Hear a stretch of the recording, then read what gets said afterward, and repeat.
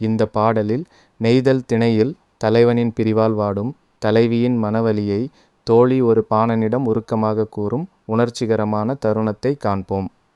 கருவூர் பூதஞ்சாத்தனார் இயற்றிய அகநானூற்றின் இம்முனுதவது பாடல் பிரிவின் துயரத்தை எவ்வளவு ஆழமாகச் சொல்கிறது என்பதை நாம் இப்போது பார்க்கப் போகிறோம்.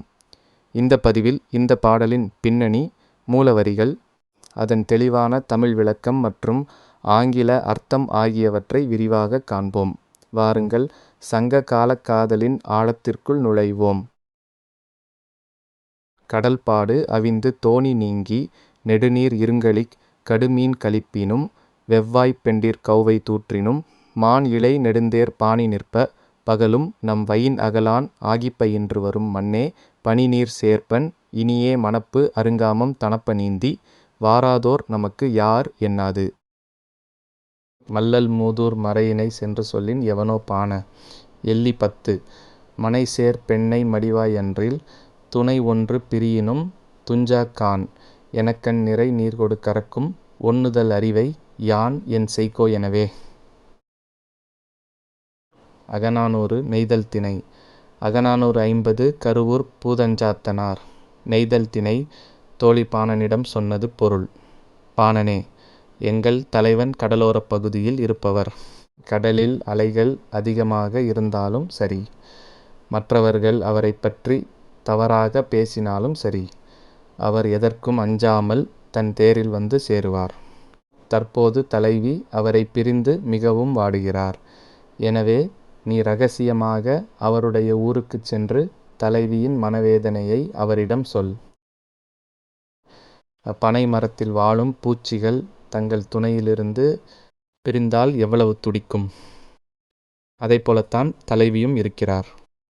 கண்களில் கண்ணீருடன் நான் இப்போது என்ன செய்வேன் என்று மனம் உடைந்து கதறுகிறார். இந்த துயர நிலையை தலைவனுக்கு தெரிவித்து அவளை தேடி வரச் செய்.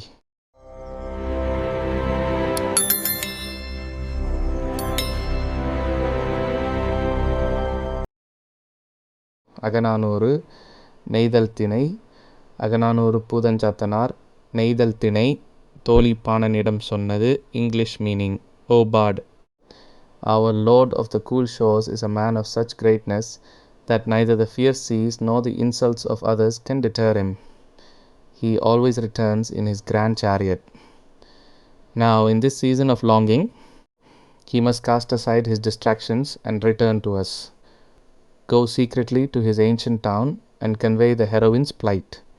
She is devastated, comparing her grief to a lonely cricket in a palm tree, trembling for its distant mate.